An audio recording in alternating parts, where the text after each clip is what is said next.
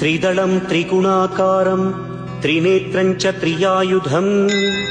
त्रिजन्म पापसंहारम् एकबिल्वं शिवार्पणम् त्रिशाखैः बिल्वपत्रैश्च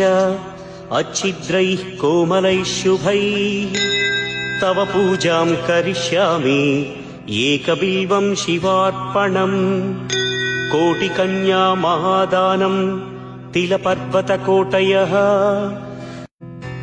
त्रिदलं त्रिगुणाकारं